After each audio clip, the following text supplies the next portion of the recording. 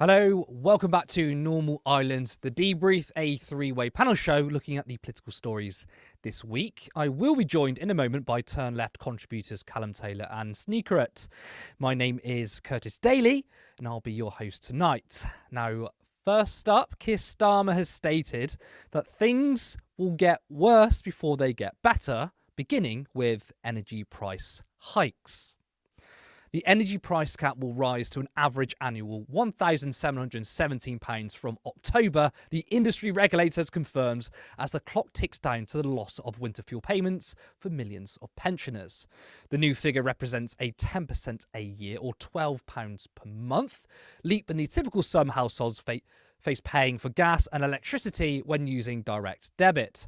Its decision means the cap, which is adjusted every 3 months and limits what suppliers can charge per unit of energy, will remain around £500, up on the average annual bill levels seen before Russia's invasion of Ukraine. Now, this is off the back of Labour scrapping winter fuel payments, for pensioners, which means older people will be hit twice, essentially. Now, this is actually a broken promise from Labour, as they said they would keep energy prices down. Now, some have defended Labour by saying, well, there's no time frame and, things will get worse before they get better. However, Labour did promise bills would freeze immediately. You can see right here that this was a promise made by the party. Labour would freeze gas and electricity prices immediately to give people breathing space over the winter. This means the domestic energy price cap would stay at its current level of £1,971 from October to April. This is in comparison to the increases of £3,582 in October and £4,266 in January that have been projected by Cornwall Insights. Another promise that has been ditched. Now, other headlines this week. Wahid Ali, a peer and big Labour donor, was given a number 10 pass. One of Labour's biggest donors, Wahid Ali, was given a security pass to Downing Street, where he was involved in organising an event compounding claims of cronyism in the new government. Lord Ali, a Labour peer and media entrepreneur who was involved in creating the TV show Survivor, helped organise a post-election event in the garden of number 10 to thank donors and volunteers after the election on July the 4th. How nice. Now, Ali was given a temporary pass after the general election last month and handed it back several weeks ago, according to a spokesperson for the Prime Minister, who said the pass was due to expire at the end of August. Now, this isn't the only case of access for Labour donors. Ian Caulfield gave £20,000 over 10 years, with £5,000 of that going directly to Rachel Reeves, who has appointed a civil servant who has now resigned.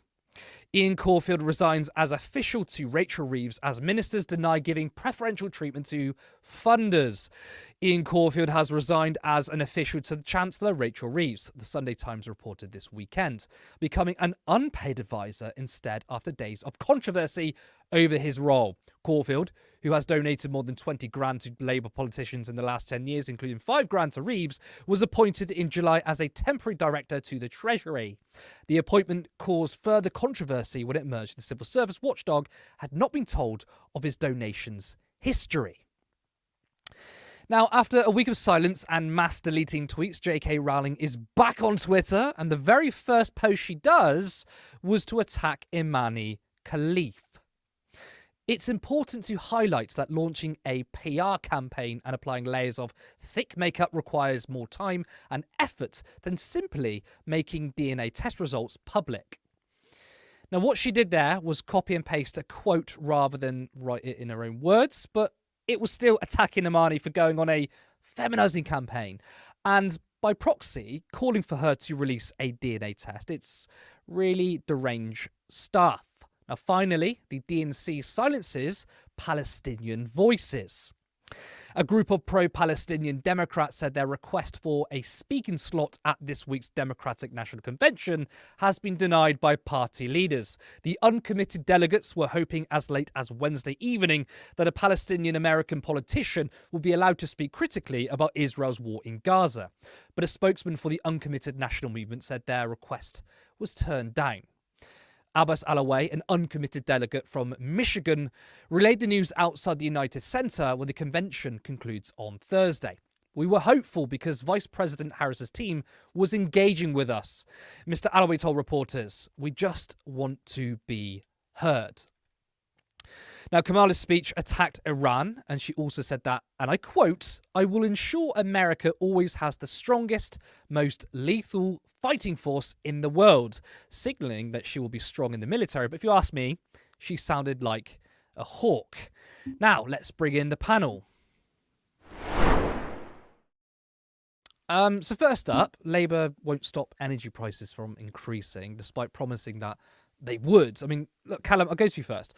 I want to get your thoughts and also your response to Keir Starmer saying that things are going to get worse before they get better. Well, thanks for having me on again, Curtis. It's a pleasure as always. Yeah, where to start with that one? Well, I mean, things are going to get worse before they get better. Despite the broken promises, I will defend that to a degree. I think we've just had 14 years of complete and utter mayhem from the Conservatives that year on year seems to have gotten worse than the year before. And I do think it's unfair to expect things to just suddenly magically get better because we've got a new government, regardless of who that government is, regardless of how left-wing or otherwise that government is. That said, we've got more broken promises. Again, which, I mean, we're to expect from Keir Starmer, I suppose, and it's something that he's kind of shown that, you know, we are to expect from him. Broken promises time and time again. And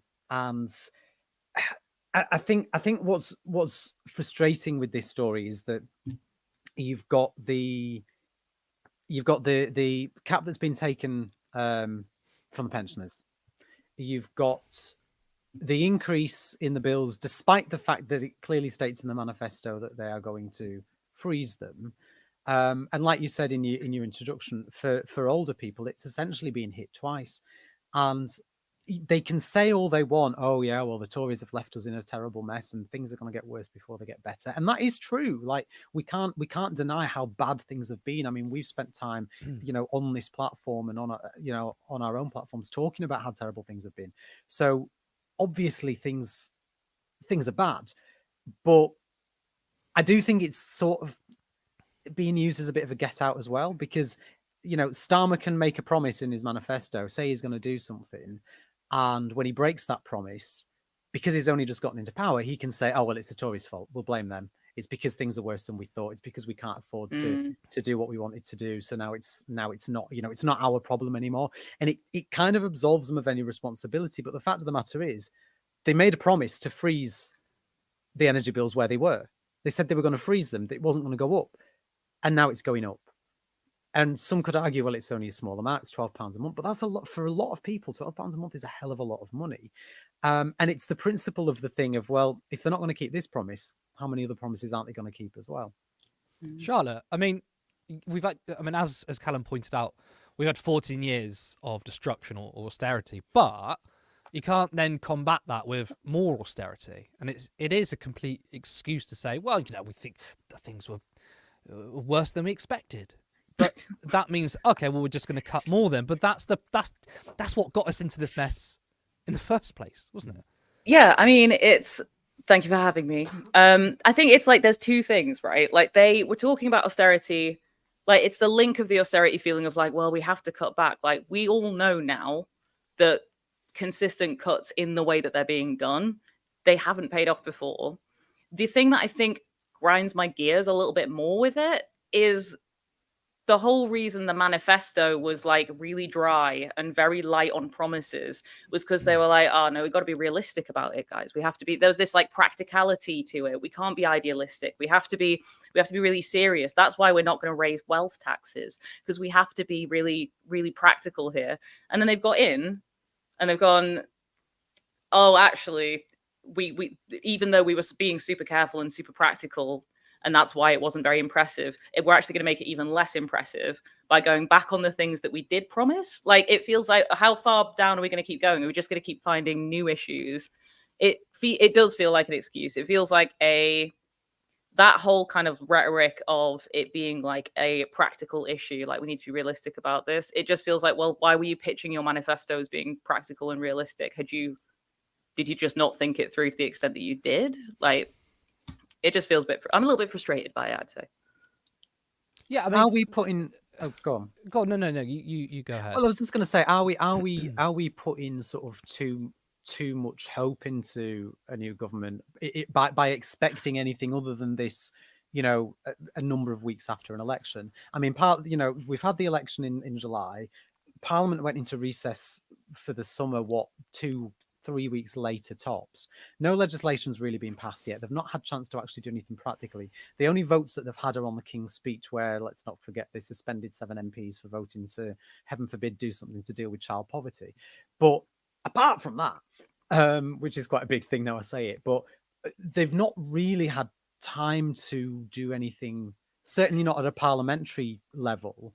And, to play devil's advocate a bit, are we maybe expecting too much too soon? Well, I mean, I don't think that we're expecting much, or we're hopeful I was going to say, if it helps, about Labour doing something that they've already said they would do. I mean, like, I think we all have set our expectations that Labour aren't going to put services into public ownership, right? We know they're not going to do that. They're not going to introduce a wealth tax. But if they're saying, oh, we are going to freeze prices, by the way, then that's just simply what they're saying themselves. So it's the bare minimum to say, well, we're going to hold you to account on the things you're going to do, because that manifesto, my God, it was more about what wasn't in there than what was in there. But the very little that was in there, at least could you not do that? And I just think, look, if you say to people, voters, look, you need to kick out the Tories because they've made your lives worse. Vote for us because we're going to make sure that the cost of living won't impact you. We're going to make sure that you're going to be better off.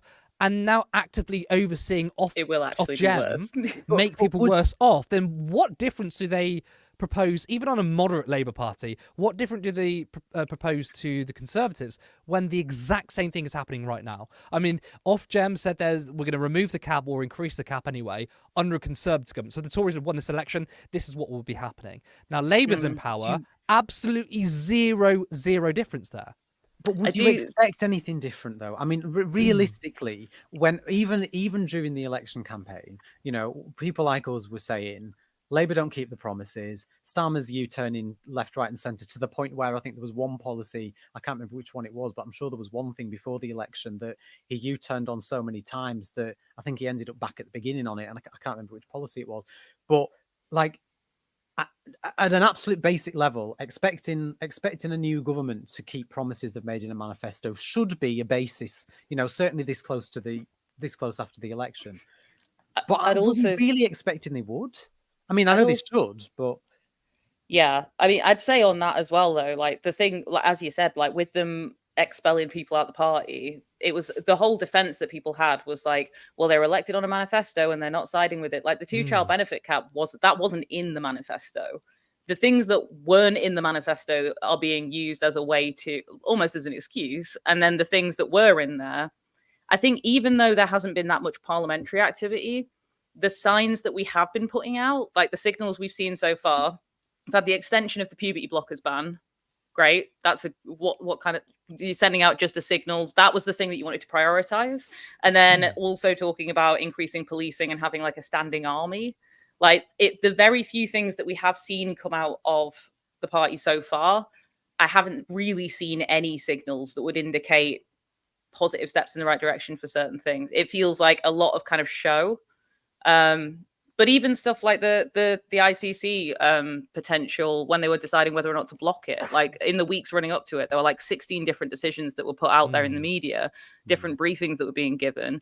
And it feels like when there's so little being said, it's really easy to get caught up in the few things that they have said and not pay attention to how much is being kind of starved of a story at the moment. Like a lot has been left behind. This is like bread and butter stuff for the party, isn't it? It's your material needs and it's energy, the cost of living. Like, it is the bread and butter. And again, I just don't understand what political strategy are they trying to play here, or there is none? I mean, they're not I think politically smart, that's these the guys. point, because actually, this isn't like, it's not, about taxation of private school fees. It's not about, I mean, I know we're going to talk about like the access pass story in a bit, but it's not even like a political story in that sense. This is about real people and whether they can afford to heat their homes in the winter. And given Labour's position on this issue, I mean, even when this all kicked off with the cost of living crisis, the constant demand for oh god, what was the word they used for the tax on the it's gone out of my head, on the not a wealth tax, what the hell was it on the I feel like I've forgotten every word. someone now. will You're trying tell to me get in to the think of comment. one. Capital gains tax, wasn't it? No, on the energy companies.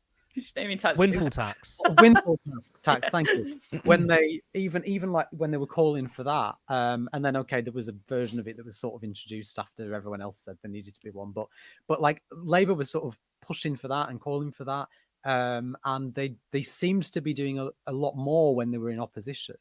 They then make the promises for, well, we're gonna freeze it. Your energy bills aren't going to go up this winter, and they've not even been in power 6 weeks, and actually your energy bills are going to go up this winter, but it isn't a political story in the sense of the big scandal.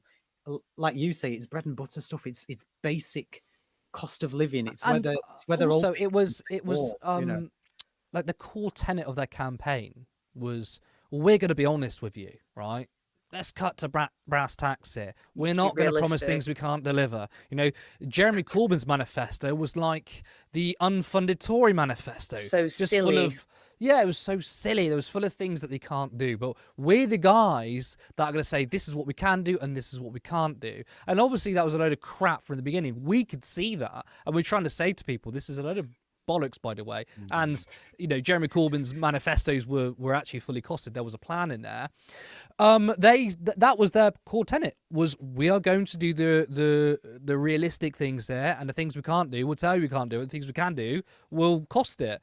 And now 7 weeks in, 8 weeks in, just a bare minimum of saying, well, we're going to keep prices where they are. They're not even, this is the thing, they're not even improving people's lives. They're actively allowing it to get worse, because doing a freeze, introducing a price cap or a freeze, that doesn't improve people's lives. That just keeps it the same. So it's actively getting worse under their watch, and they're not doing it, and they promised it. They lied about lying. It's like a lieception situation that we're in now. Like, I just wanted to say one last thing on the energy thing, because I realized this as you're talking. It's also very weird the way that they're addressing it as like rhetoric, because their big thing in the manifesto as well, aside from smash the gangs and all the other dog whistles, was like the GB energy, which is like, oh, we're going to bring clean energy, renewable energy.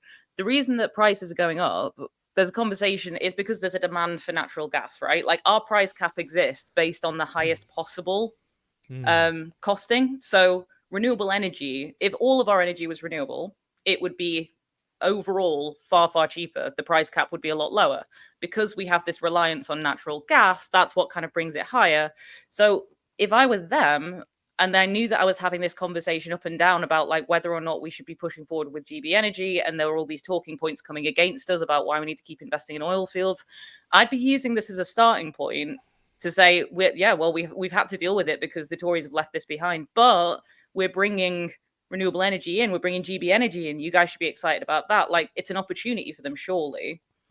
I don't really understand why they haven't said that. It's because, these guys, and I'm talking about Keir Starmer, I'm talking about Rachel Reeves, and the whole team behind them do not want to solve the fundamental issues. Now, you completely, you correctly pointed out about how if we were to transform our energy systems to renewables, it will be incredibly cheap, even to the point it will become free, because it's using energy as an abundance. Wind is never going to run out. The sun isn't going to just disappear. Obviously, gas being sold through the market. Obviously, there's issues when it comes to the war in Ukraine, for example. That's a scarcity there. So obviously that's how capitalism makes its profits, through scarcity. Yeah. To bring energy out of the market and out of scarcity into an abundance, that means you would forever solve the problem. It'll be incredibly cheap or free. But that requires kind of big thinking. And this is not these guys about the Tony Blair Institute, the Labour Together guys.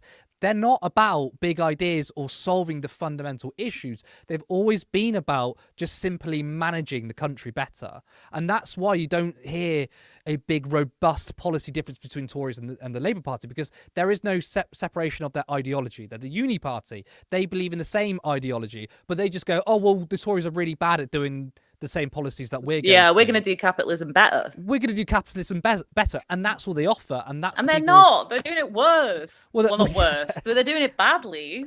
Yeah. And that was the point, right? That was the point I tried to make to so many people, that I'm not going to vote Labour, and I'm going to tell people not to vote Labour, vote Green, because for decades, apart from, between 2015 and 2019, the Labour Party were essentially saying, we're going to do capitalism but better, and they actually kind of offered that. They did have some good policies. They did want to restrict capitalism in a way that is better for people, right?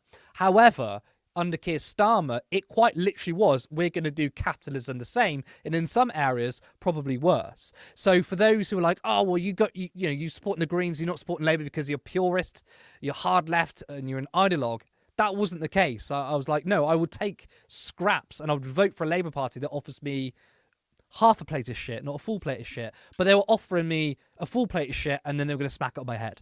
That was it. That was how low the bar was. I'll paint a pretty picture there for you, Thank you for that. It's okay. Just knocked my camera over. It's the other thing, like, we're not supposed to be importing crude oil from Russia anyway at this point, right? Like, it's supposed to be sanctioned. We're not even supposed to have this. We're not supposed to be worried about where the oil's coming from. With, like, the Russia thing shouldn't be intervening in it. But apparently there is this, like, little loophole that we're working on, which is like, but we can take the component parts of different parts of oil to them. It just all feels like, but it's virtue signaling. It feels like if you, like, France and Spain have had it at different times this year where they've been in negative energy prices. Like, they've had to, they don't know what to keep. Their problem is, how do they keep this energy whilst it's here? And in the UK, it's like, well, hands are tied. No choice anymore. Well, it's worth pointing out that EDF, it's worth pointing out that in France, obviously, their energy is nationalised, and I think when the cost of energy really hit everybody, theirs went up by like 4%, and they still had people in the street like protesting and rioting, whereas us British people were like, apart from, unless you're a racist that want to go to take to the streets and start burning hotels on fire, right? Most people are like, I'm not going to get out on the street, even if our material conditions have been so solely destroyed by either party. We're like, yeah, I guess that's just how it is, isn't it? We don't have that mentality to go out and like, no, this is not good enough. Whereas France are like, fuck that, 2%, no. Oh no, it's crazy. It's just frustrating. But that's part of it. That's what they want from us. They want us to be tired and bored and miserable. It's like a toxic relationship. Even the GB energy thing's not completely all it's set out to be either. Even that was when what they sort of announced it initially and made it out to be isn't actually what it is behind the scenes when you unpick it and work out how they're doing it. And I feel like I am beginning to wonder how much of this is sort of posturing to the right people to try and win votes to get elected. Yeah, we'll sort your energy bills out because we're better than them. We'll do, as opposed to actual, let's sit down and work out what we actually need to do in order to fix it. Because even the suggestions that they've made, they're not bloody doing. It's not even, they made shit promises and now they've broken them. But this thing, because of Rachel Reeves's fiscal rules, and I bring this up almost every single time, but it's like the fundamental driving force behind this current Labour Party is the fiscal rules. And she's boxed herself and the party into a corner because they said, we're not going to spend any money if we don't have the money, essentially. Obviously, it's a load of shit that the economy is like a household budget. But she says, if we can't find that £1 or penny, whatever it is, we're not going to spend it. And that means, well, they're going to have to spend money on trying to keep people's energy bills down because they're going to obviously have to cop the excess. Mm-hmm. And they can't do that because of these stupid fiscal rules. And I mean, it's brilliant because, sorry to interrupt you, but just on what we're talking about here, I was just looking because I was interested to know whether Labour actually have like a view on this that they've officially put out, like what their excuse is for this. And I've just found, I mean, it's BBC, but I've just found the perfect headline: Labour and Tories blame each other for energy bill rise. Oh, I love that. It's the Spider-Man meme. Ed Miliband say it is literally the Spider-Man meme. Ed Miliband saying that it's due to the Conservatives' failure to invest in renewables. Like, right, but but that's also the problem with Labour, because they've watered down their £28 billion pledge, because that 28 billion green prosperity plan, I actually praise them. Like, I mean, this channel went hard on the Labour Party before the election, right? But when it came to this policy, I was like, this is a really, really good policy, because it was also a growth-led policy, because they were going to use the state, spend money, create jobs, invest, and also not completely transform our energy systems to renewables, but it was a start. And then they watered that down. So Ed Miliband, like, the Conservatives are to blame for this. You're the one in power. Do something. It's like Joe Biden when he tweets like something. Oh, well, this is bad. What, we should ban assault weapons in America? It's like, you are literally the president. But he's saying it's the Conservatives' fault because they didn't invest in renewables, right? Now, the shadow energy secretary is saying that cheap non-renewable energy is what needs to be prioritized over carbon reduction targets. Where is that? This winter. Who said that? That's extra crazy. coal. Yeah, that's Claire. We just need to find the cheap non-renewable energy. Oh, the cheap oil. The stuff that's just lying around out the stuff we haven't looked at yet. Yeah, burn. If you're feeling cold this winter, burn your duvet. That'll keep you warm at night. Burn your house down. Yeah, that'll keep you warm. I mean, the thing is, though, it's like, obviously I don't support fracking in any way, but they're doing the worst of both worlds, right? They're doing bad, they're using bad energy or harmful energy, but also it's not sovereign to us. We don't have control over it. They could turn around, and again, I don't think they should, but they could turn around and say, we're going to focus our efforts on fracking in this country, and it's our own energy. Now, that's what the political rights say. That's what reforms say. And actually, like, again, it's not good policy, but in terms of rhetoric, that kind of makes sense to people, because they're saying, well, why are we importing foreign gas when we could just frack it in our own country, and we would have more control? But obviously the way out of this is to just simply invest in renewables.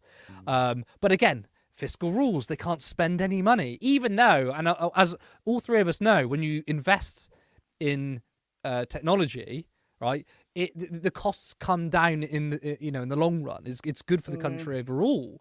But they won't do that. Again, they're so opposed to state-led investment. It's crazy. Yeah. But no, I do love the sort of Spider-Man meme with them too, though. It's like the Tories criticised Labour for years, saying, "Oh, they're spending too much, or they're bad in the economy," and then Labour turn around and say the Tories are spending too much and they're bad in the economy. It's like it's a fucking circus. Silly. They're as silly as each other. I was just going to say, there's a really good point from Becca in the chat, who's just said about the problem that we have with all of this is that even if it's kind of a convoluted pathway to just funneling more taxes into private contracts, because you have because whatever happens, these bills are going to go up. People aren't going to be able to afford them, right? Like, so they're going to need additional support, additional financial support from the government. They're going to then have to pay the private companies that we're paying. It's just another stepping stone. It's not going to save the government money, because people are still going to need to, unless we're just going to let everyone die, which I guess is the usual kind of plan. I mean, we actually kind of go. I guess, yeah, no, my bad. I take that back. That is the plan. That's exactly what the plan is. But the comment still stands. I wanted to. I mean, it's slightly off topic, but I did want to read that comment from Double D. I won't question further where that name comes from.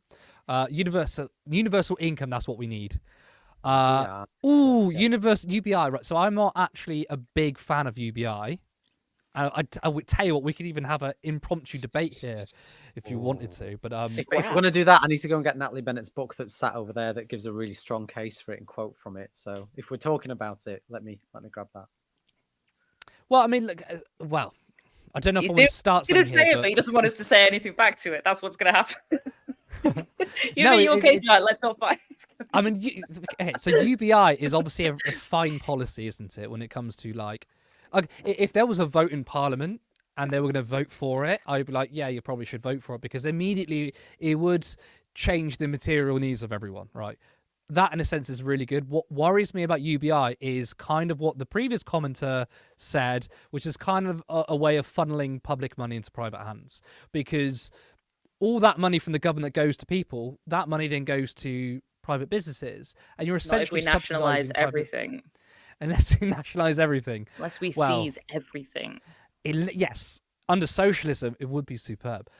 But what worries me so much about UBI, because there's a reason why it was supported by some on the political right as well, is because they wanted to privatize everything. And it was kind of a way of like saying, well, if you've got UBI now, so you don't really need an NHS. You don't need these things. You could pay for it because you can choose what you want to pay for because you've got this lovely government-funded money. So I do worry about the implications. For me, I think that we should have UBS, Universal Basic Services. Make everything fucking free. All the basic needs, housing, food, internet, transport, decommodify that shit. So that is nationalising everything. But we can do that with a UBI, right? We can have both. Oh, I will. I mean, I would definitely support both. But what worries me in this kind of climate, if we were to introduce UBI right now, I could see in 5-10 years' time, even Labour would be like, well, we don't really have the political capital to fund free at the point of use anymore. Because, I mean, I don't trust the NHS with them now. Imagine if there was right-wing forces in the media. But that's where your argument falls apart, because your argument is, well, we can't have nice things because if we have nice things, they'll just take the nice things away. And it's like, well, actually, we need to develop a society where both things are possible, right? Well, I'm proposing to have a nicer thing, though. I'm saying UBS is the nicer, more shiny. Are you saying things are going to get worse before they get better? I want things to get better now. But okay, but that works. But I mean, we have to nationalize housing completely as well. Then we have to make sure that support that, yes. You know, because the point of the UBI is to make sure that everyone. One of the points of it is to make sure that everyone essentially has their basic needs met. So I suppose if you're proposing a UBS, as long as that includes everybody's basic needs, but that would also include food. So we'd have to have a basic service whereby everyone got fed, free school meals, but for society as a whole, and snacks, because really important. Little snack. I mean, I want people to put in the comments. I want them to see, like, maybe if they could somehow vote. Say, are you team UBI or are you team Universal Basic Services? It'd be interesting to see what people write. I think I might be team cooperative everything. I don't know how practical we're trying to be with this argument, because I mean, we're not even getting the energy price cap at the moment. So it's like, oh well, are we getting UBS or UBI at the minute? We don't even have the energy cap. You're getting increased prices on energy. No, you're actually getting shit. I do understand, like, from a really serious sort of practical point of view, certainly under the current climate, like I do understand what you mean, Curtis. Like, if there is the risk of, if we were to introduce something like that they will turn around and say, well, you don't need all these other services then, because you can just pay for it out of your own money because you're all getting paid. But the idea would be, in theory, would be that all that stuff is protected, and the UBI is an extra thing sort of on top of it. But something that Natalie Bennett talks about in a book, Change Everything, now on sale, is, I don't know why I'm promoting it like I don't know why, as if it's yours. Like she needs the money. But something that she mentions right at the beginning about UBI, which is actually really important, is that she also sees it as a feminist policy. And one of the things that she talks about why it's important is that it would also drastically help women. Oh no, bad timing. That is really bad timing. He's going to make such a good point there, and his internet's cut. And we'll never think unless you get the book. To be fair, we need UBI so Callum can just pay for better internet. Or a shameful plug, you can support us on Patreon. If you go to patreon.com/turnleftmedia, then you can. He's even got the banner going. Help Cal make a point. I'm back in time. Help Callum have smooth streaming. What I was saying, and it cut out at a really bad time. What I was saying was that Natalie Bennett talks about is that it's actually really beneficial to women who are victims of domestic abuse, because it's not money that goes to households, it's money that goes to individuals. So every individual gets that money. And it would actually also help create financial freedom for a lot of women who are in very controlling relationships that don't have access to their own funds because they're with partners who try and withdraw and abuse them financially. And it makes it that little bit more difficult for those sorts of people to exploit the partners in that way, which is also something that we need more of, and would drastically help improve violence against women and girls, because we know that a lot of partners use financial control as a method of abuse. So even if for no other reason than that, it's a strong argument in its favor. That's a very good point. I think what would be good is so step 1, seize the means of production. Step 2, implement UBS and UBI. Step 3, reduce energy prices. Shit. Not profit. In that order. Cooperative distribution of wealth and transformative justice. After that, yeah, but we sort it. Yeah, that was pretty easy. Right, I don't know why anyone done. hasn't done it before. Let's move on. We just did socialism in Got 10 it. minutes. Completely. Christ. I think everyone should give us power, unchecked power, and we'll do it. Yeah, We'll do it better, guys. Jacqueline We'll said capitalism better. nationalised broadband, but I think, isn't that broadband communism? Isn't that the thing, the scary thing? Oh God, yes, the scary broadband communism. Which, to be We wouldn't fair, wanna be as someone seen who as isn't a communists. communist, they're making communism sound really cool. Now let's go on to our other story. Obviously, still sticking with the Labour Party, but now they did say that they wanted to clean up politics. I mean, they attacked the Tories on being sleaze, and usually Liberals attack the Tories on the same thing. They don't necessarily attack them on policy, but on corruption. But yeah, it's been 7 or 8 weeks. It didn't take long. I mean, Labour are bringing in donors to number 10. I mean, however briefly, I think that's sleazy, and it's just the same as usual. And obviously, we've got the Ian Caulfield as well, given 20 grand to the Labour Party, and he was given a civil service job. I mean, these people, they're not elected. It's simply cash for access. Wahid Ali gave 500 grand to the party. So, Callum, aren't the adults supposed to be back in the room? Well, I thought they were initially, and said so unironically to your dismay. I know, really embarrassing. I apologise. Look, with the access all areas thing, I think there's always a degree of that in politics. But when Labour have spent so long claiming to be the party that's against all that, that's going to end sleaze, that's going to end this, helping out your mates before you help out the country, and we're seeing them do the same stuff. It goes back to what we were saying earlier. It's just kind of like, well, like, where's the difference between you and the other guys, and what's the benefit of doing this? Like, what are they trying to do? Like, I don't understand it politically. It doesn't make any sense. Like, with them not keeping promises, they're behaving in a way that we saw, Boris Johnson's government behave, Sunak's government behave, Theresa May and Cameron's government behave, and they're just doing the same thing. But yeah, are the adults back in the room? Well, I thought they were. I think politics. I think politics in the UK has gotten so bad recently that actually we've kind of grown so used to the sleaze and the corruption and the bad behaviour and MPs getting, investigated for all sorts of horrific things, that it's just become normal. So when we suddenly have a party that maybe doesn't quite have as many MPs under investigation for sexual assault or rape, or we've got a party that doesn't quite have as many access all area passes going out as the last one, even though they're still doing it. For a lot of people, we can look at it and say, well, all right, they are doing it, but at least they're not as bad as the other guys. But that bar has been set so flipping low, when in reality, we shouldn't be seeing any of this full stop. I mean, you did demonstrate how low the bar is. I mean, it's like, oh, well, they're not sexually abusing people, so I guess that's all right. And they kind of are. That is how bad a politics is.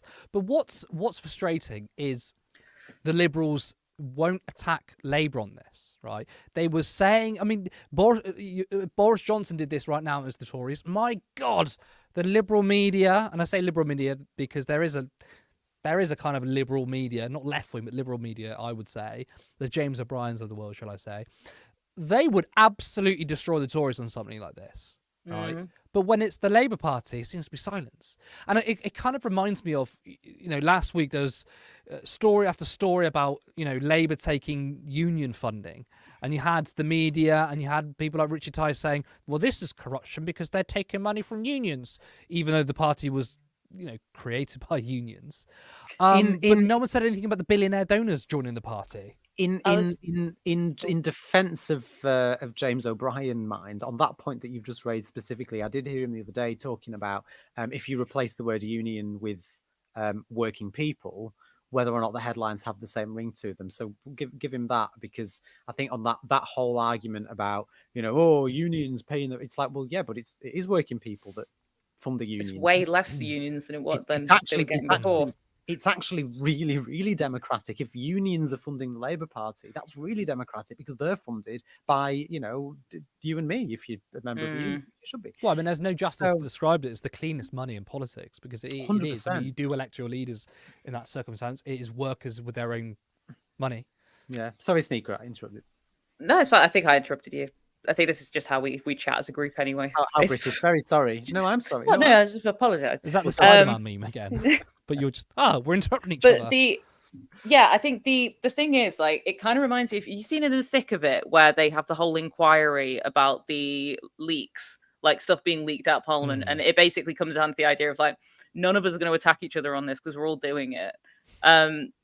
Labour, like ages ago, hit the point where they were getting way more donation, like money from individual donors, right? And like the whole Green Prosperity Plan happened after there was a meeting between Kerry McCarthy and reps from the oil and gas industry.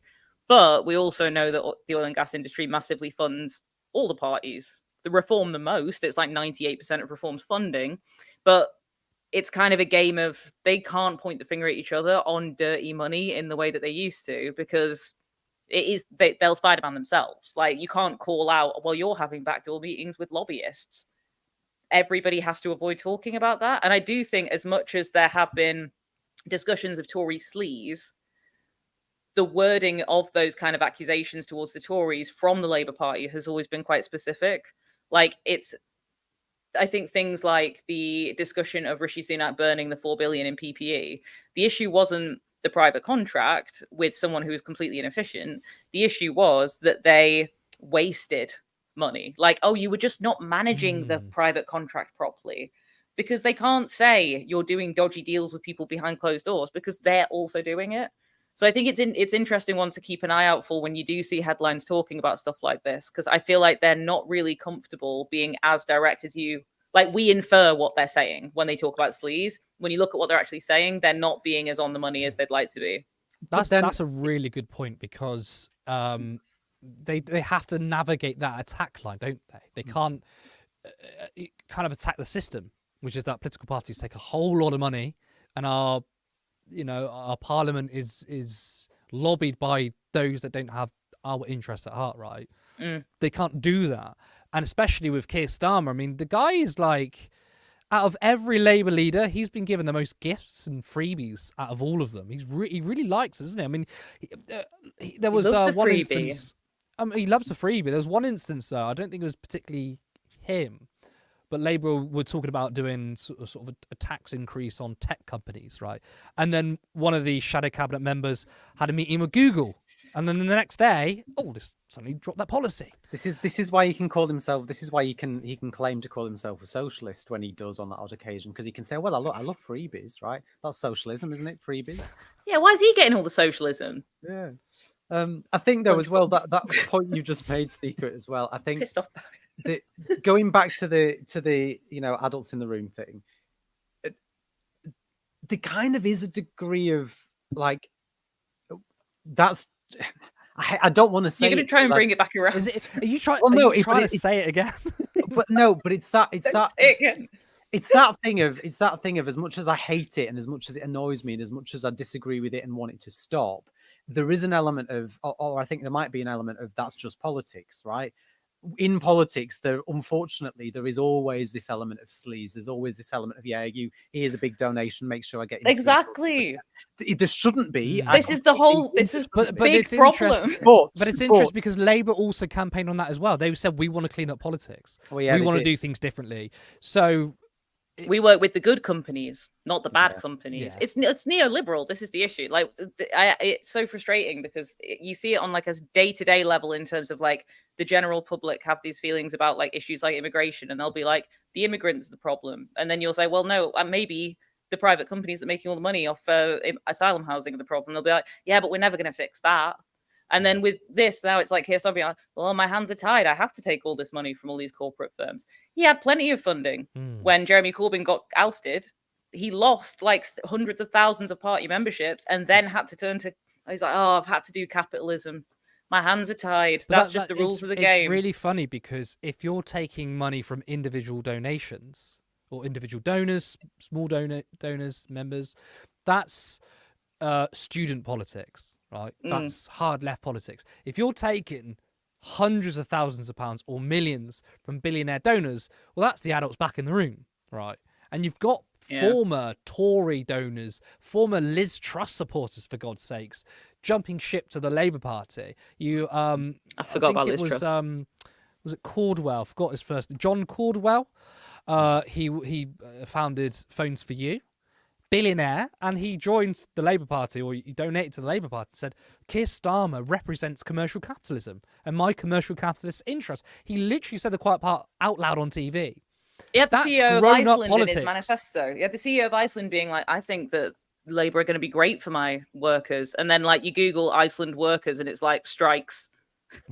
Like, I personally think he's going to be great. It's paternalism. It is the adults in the room because it's paternalism, but that's part of white supremacy. But that's a whole separate. As I did that, I've gone on a tangent.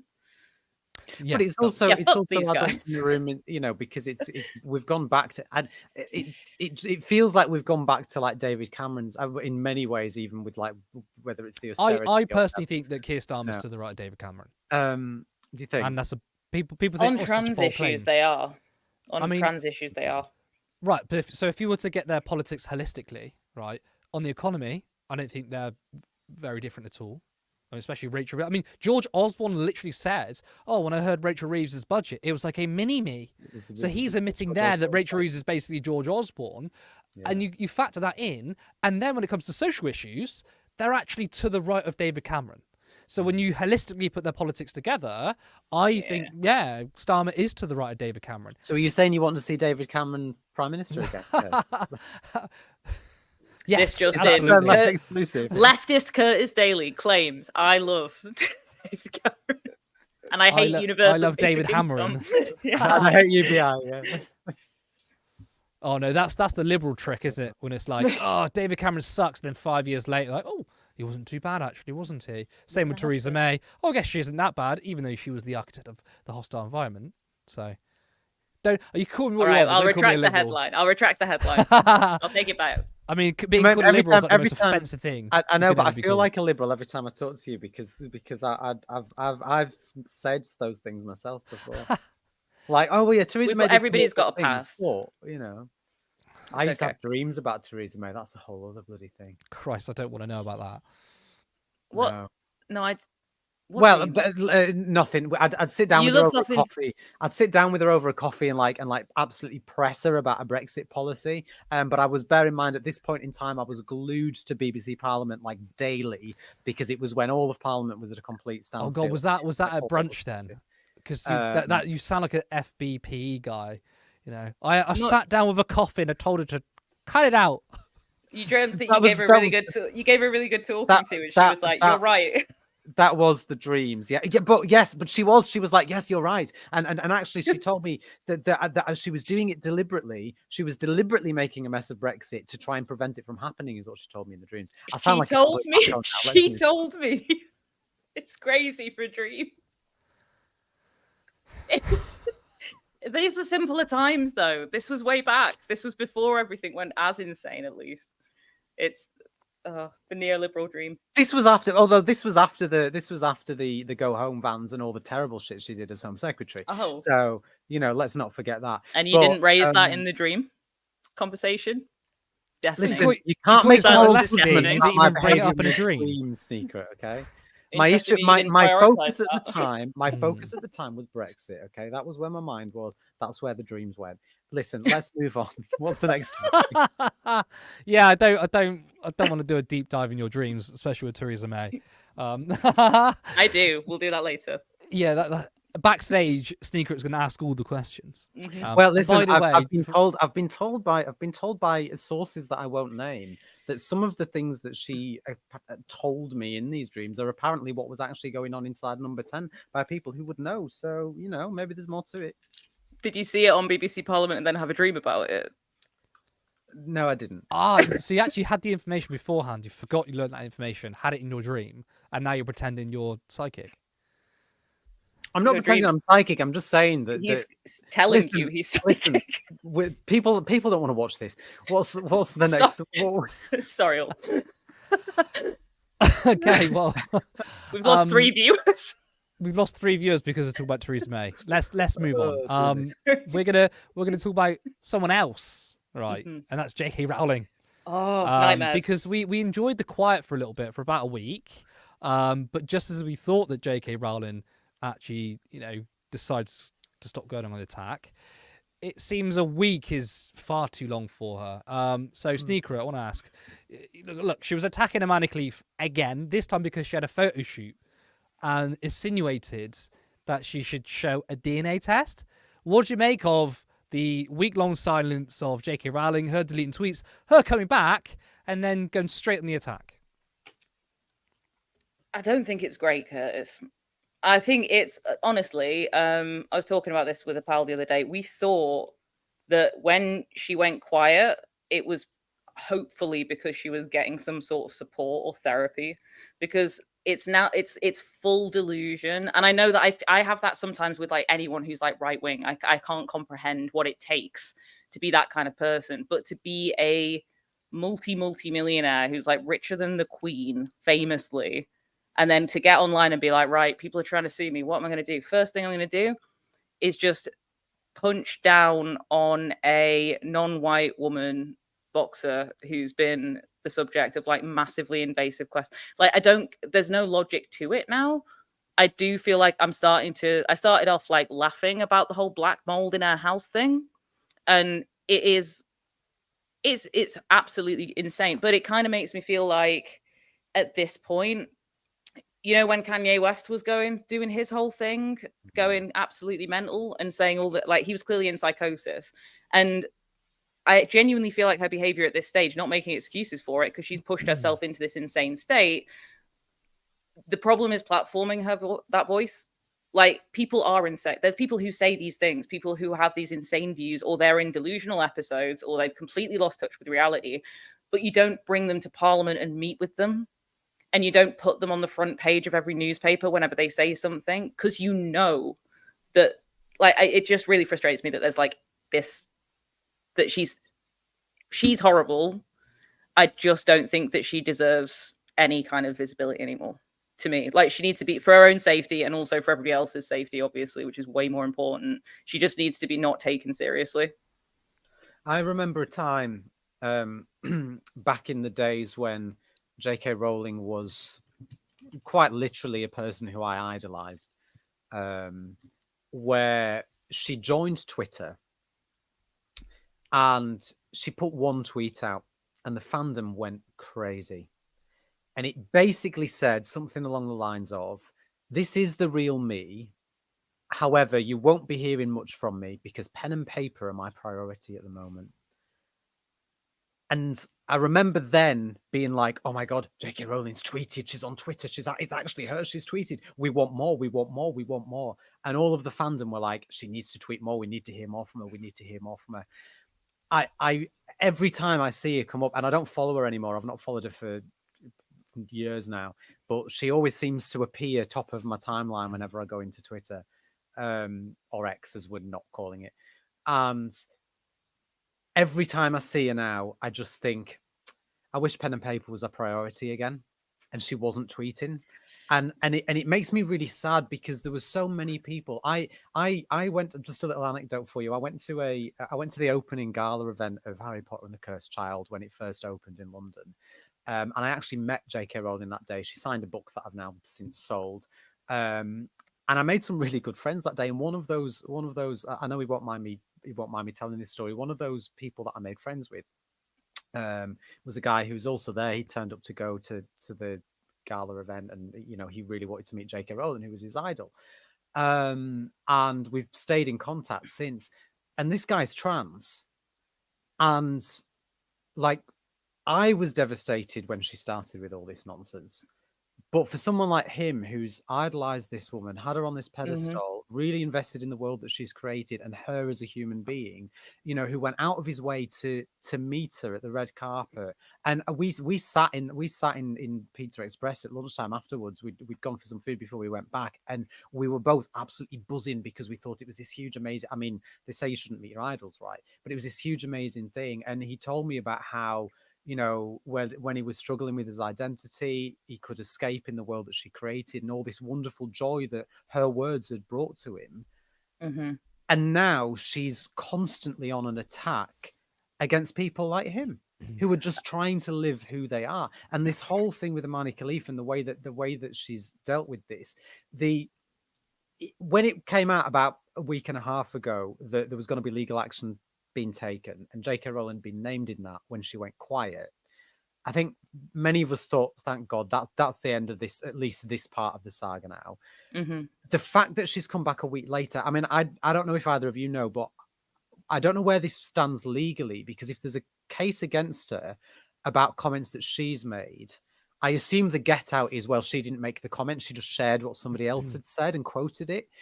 But surely, if it's a cyberbullying case and she's still using a platform of 14 million people to share misinformation, lies, and just sick fucking Well, I think first of all, she's calling for DNA clearly a little bit worried about this claim, because she did delete loads of tweets, and the thing she comes back with isn't her own words; it is a quote, but she thinks that's she thinks she's been really clever with that. She thinks I've really got around this by bullying this non-white woman. All that is just more evidence, because what they will do is obviously they'll pile up different examples, and they'll just say, well, okay, well, here's her coming back and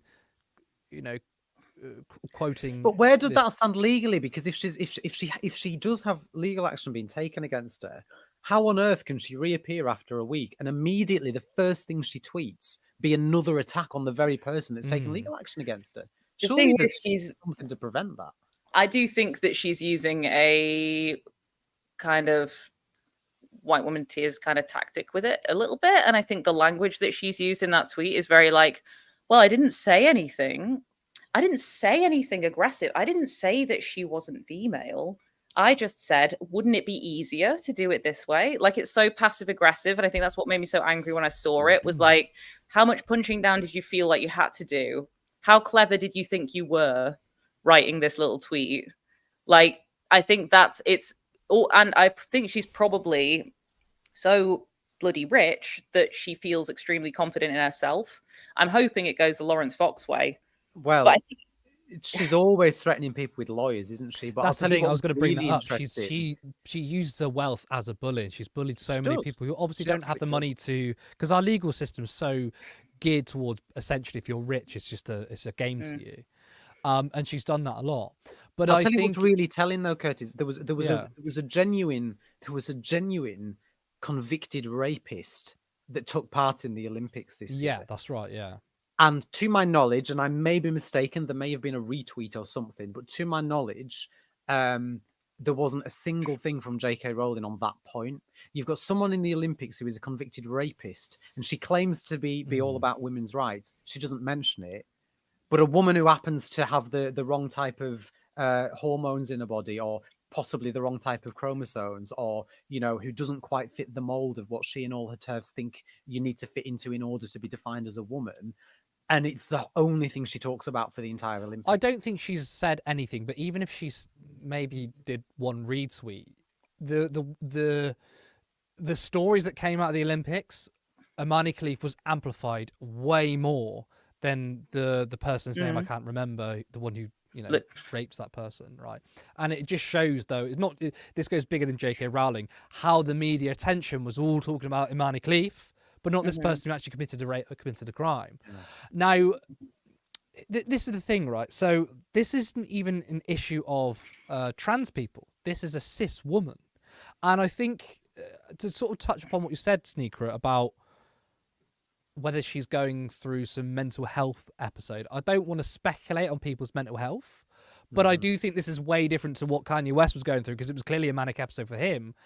I think the ideology behind transphobia makes you deluded, and I don't see any evidence that she is going through anything. I mean, look at Graham Linehan, look at other people prominent transphobia. It's not. I do think this. Sorry, I was just going to say it's not like we know that J.K. Rowling has got a history of struggling with depression and anxiety alongside that. We know that she's got a history of some really awful experiences with her mental health that I wouldn't wish on anybody, quite frankly. But something else that's been quite telling is that sort of rumors amongst the Harry Potter fandom are that there's been a lot of issues over rights. So, for example, when Cursed Child first came out, it was branded very differently to the films. And then there was suddenly this period, J.K. Rowling disappeared off Twitter. She stopped posting. This was after she'd made her initial comments in 2019, where suddenly there was a big rebrand at Cursed Child, and it had the same font and the same branding as the films. Well, that's Warner Brothers branding. So what they're doing with Sonny Friedman Productions, I don't know. But anyway, and there's then been more sort of talk on the town recently. There's a new, they've recently announced a new audiobook series that's going to have a host of different actors voicing the characters. It's also going to be like an immersive audio experience, but it is the audiobooks. And there's a lot of suggestion that this is basically J.K. Rowling doing as much as she possibly can with Harry Potter before she's forced to sell the rights, because allegedly, and I don't know if this is true, so take it with a pinch of salt, but sort of word on the street is that Warner Brothers have basically said, we want to buy the complete rights of Harry Potter because they want to continue with it without having to have her name attached to it, because they're beginning to realize, if they've not completely realized now, how damaging she now is to the brilliant money making thing.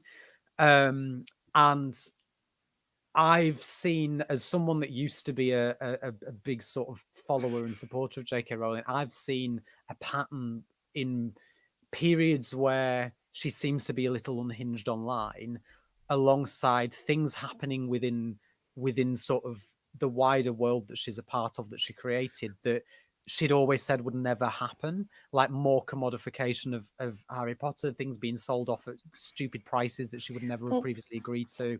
And I do have to wonder, you know, how much this descent into this rabbit hole has affected her mental health. I mean, we've heard stories, there's been stories of local taxi drivers telling people that all of her family don't speak to her, like the Graham Linehan thing.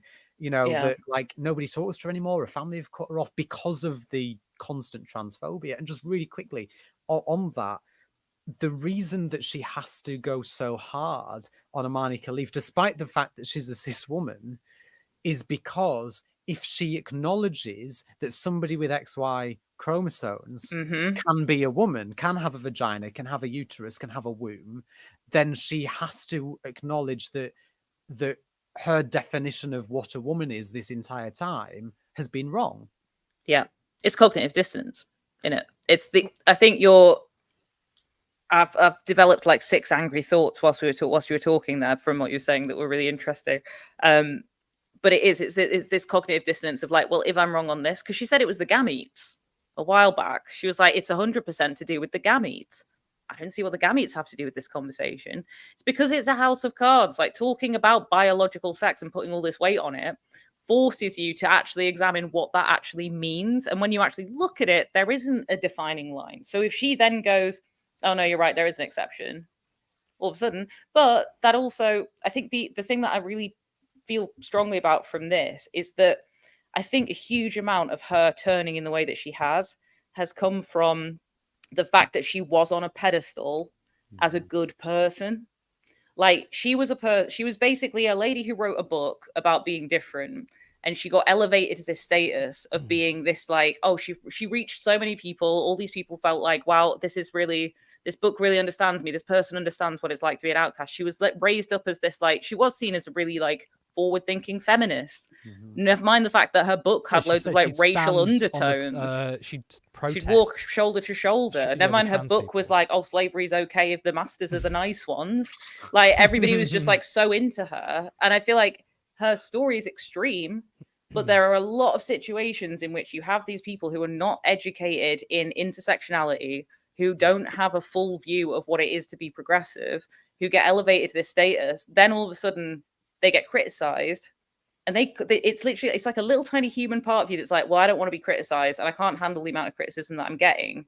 So I'm literally not going to see you as a person anymore. It's deeper than that, though, because she's always been criticized. I mean, she talks very openly about how many people used to burn But not books. by her fans. Her fans she's loved been her. criticized by the very people like me. I literally, on this wall behind me where that painting is now, there was a time when I literally had, I literally had a flipping photograph of her with a quote in on my wall.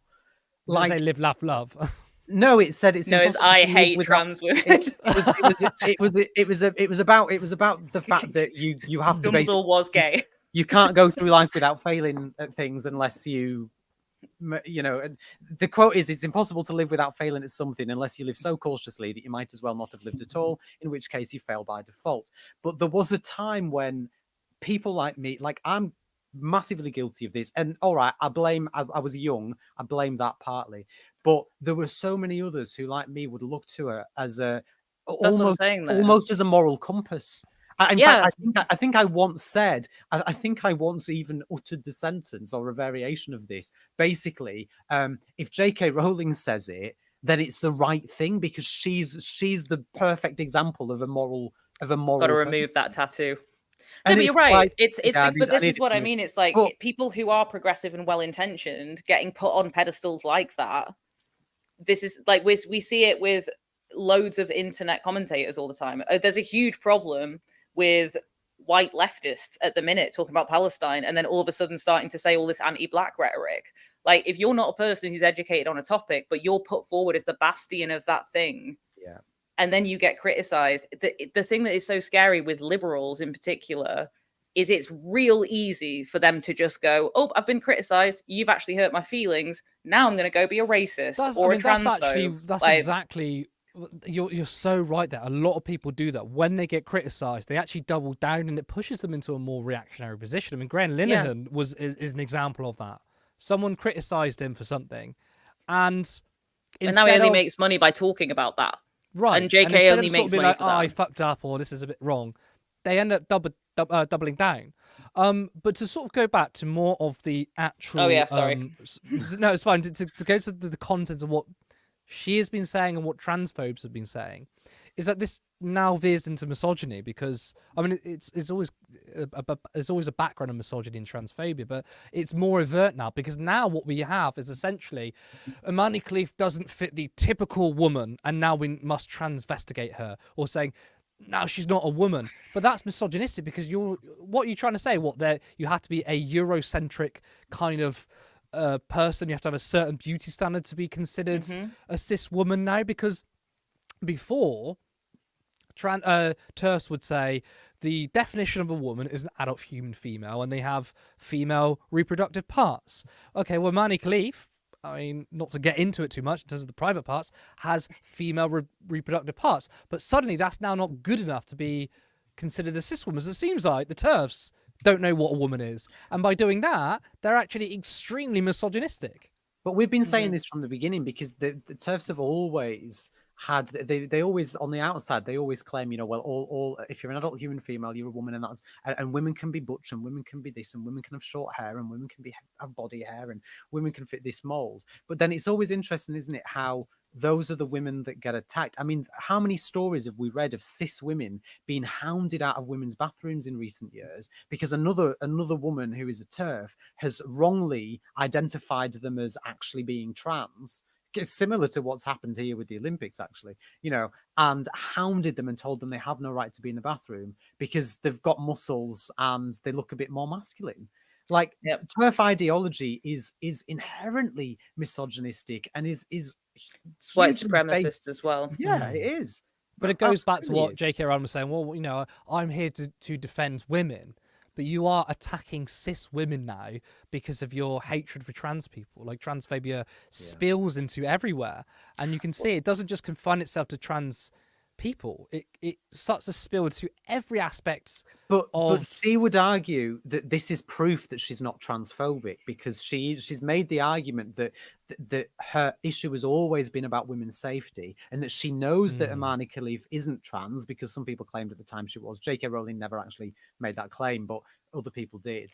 And she knows that she's not trans, but that's the point, believes isn't it? but she believes that she's a man. And it's the fact that it's a man committing violence against women. I mean, Rosie Duffield, don't get me fucking started, still has that bloody header on a Twitter account, unless it's changed in the last 24 hours, saying, 2024, the year that male violence against women became an Olympic sport. Why is she in the Labour Party? Oh, that's really annoying. I didn't know that she'd done that. Yeah.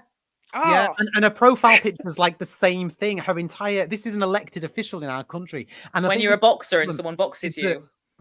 Is that J.K. Rowling has made Let's talk about that as the violence. Has made it so mainstream for people to have this point of view that Rosie Duffield's one of the reasons why I left the Labour Party, or more the failure of the Labour Party to deal with her transphobia. But we've got elected politicians literally still making the claim that what we saw in that boxing match was male violence against women, which I think, and I mean, Sneakcret, please tell me if I'm exaggerating here, as I'm a man saying this, but I think that that's a fucking insult to any victim of domestic violence and any woman who is a victim of male violence, because that is not what we saw at the Olympics. Well, yeah, I mean, when you've got what was it the other day? It's like 20% of all police reported crime in the UK is violence against women and girls. Like, it's classified as violence against women and girls. And it's like, no, but don't look at the men doing the violence against the women and girls. Look at this boxer who we don't think looks very feminine. Instead, like, it's so intrinsically tied into white supremacy and all of these other sort of structures. This idea that I think I was talking to someone the other day about it. It's like, it's an excuse to just find any way possible to not ask men to deal with their shit. It's like, oh, we've got problems with women being attacked. Well, let's blame trans people, or let's blame the immigrants. Maybe they're the ones doing the misogyny. Like, no, they're not. They're not the ones doing the misogyny. This is kind of what I was saying, how transphobia kind of spills into different aspects, and you start to see the biggest transphobes end up being extremely reactionary on a whole host of other things. I mean, they tried to the Alliance Defending Freedom. I mean, they tried to paint themselves as, oh, I'm really, really progressive on everything. It's just this particular issue of trans people. But it's not. You always find out that actually it poisons the rest of their viewpoints, and they're extremely reactionary. And you can see it starts to come out from this. Because I think it fundamentally gets to the point of what is misogyny. And I would like to see, I mean, for Rosie Duffield, for example, I would like her to talk about austerity, how austerity impacts everybody, but it disproportionately impacts women, and especially women of colour. If you care so much about these people, then why aren't you angry at the Labour Party for supporting austerity, for supporting public cuts, these sorts of things? I'm just getting her. Yeah, so still as of right now, I'm gonna get really angry. We've got this is the header. So 2024, the year that male violence against women became an Olympic sport, right? And then we've got a picture. I can't remember the name of the. Love it if she talks about the actual violence against women that's happening literally now, all the time. I can't remember the name. I can't remember the name of the boxer, but the opponent that Imani Khalif was against, I think, first, who sort of batted out after literally about 30 seconds. And I'm pretty sure that very surprised she had a broken nose going into the fight as well. We've got a picture of her. This is Rosie Duffield's profile picture on Twitter, right? 2024, women should be fighting for medals, not survival. With a picture of the lady who made it to the Olympics and played for 43 Carini. seconds and then got hit once and then quit. Angela Carini, I can't remember her name. Who bless her, had to then come out and make like a public declaration that she didn't actually have anything against Imani Khalif, and that she didn't agree with all the other stuff. And this is now, what are we on, the 25th of August? The Olympics are done and over with. And Rosie Duffield's retweeting stuff as of 10 hours ago, and that is still her. This is the public facing appearance of one of our elected officials, and it's just if nothing else, it's just not even true. The year male violence against women became an Olympic sport. Well, no, it didn't. It's also worth this pointing woman out hit that this woman in a boxing match. This whole manufactured controversy came. Sorry, from I get mad about this one. I could see. Came from the manufactured controversy came from the fact that there was one test where Imani Khalif and another boxer failed. Right. However, it turns out that particular test was from a Russian company, and it turned out that person lost. I think Imani Khalif beat a Russian boxer, right? And suddenly after that, they retrospectively looked at the test because they didn't flag up the test before. So she was allowed to fight in the World Championships, right? So she apparently passed this test, beat this Russian boxer. So then the Russian Federation or whoever owns the I think it's sorry, I'm not that clued up on this issue, but retrospectively looked at this test and said, oh, actually, she failed now because it's clearly corruption. But basically, Russia, their fighter lost against Imani Khalif, so we tried to disqualify her and to support our own boxer. So they just said, oh, well, she had something wrong with the test. And I say she something failed the wrong gender because test.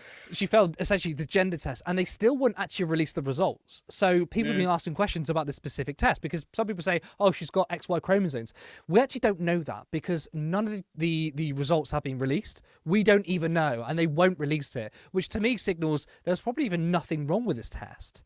But they just used this specific test because a Russian fighter lost to Imani Khalif. Now that story got picked up, and that was a couple of years ago. Since then, Imani Khalif has passed all tests. She passed tests beforehand as well. No issue. But this one little story was shared, and I'm sure it's amplified by Elon Musk. And that's where this controversy came from. But and it just shows that any cis woman can be a target by transphobes. Yeah. Can I say one more thing on this? Sorry. Sorry, just quickly, really quickly, sorry if I made failing a gender test. I think this is important.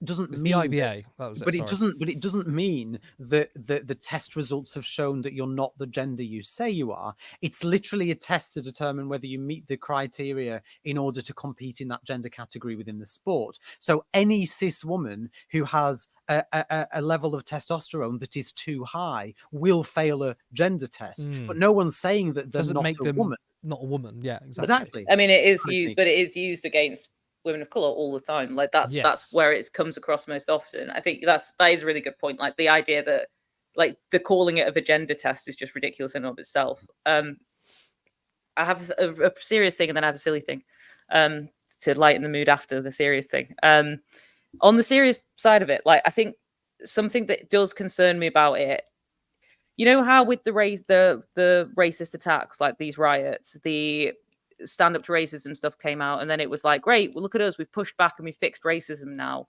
And it was like, because it's just these racist thugs that are the issue. It concerns me that rhetoric is similar to what we're seeing with this Imani Khalif thing of like, it's how dare you, because she's not actually trans, she's cis. And whilst that does expose a massive issue in the logic of the transphobes, like if she was trans and she'd passed those tests, if her testosterone levels weren't of a certain level, it also wouldn't matter.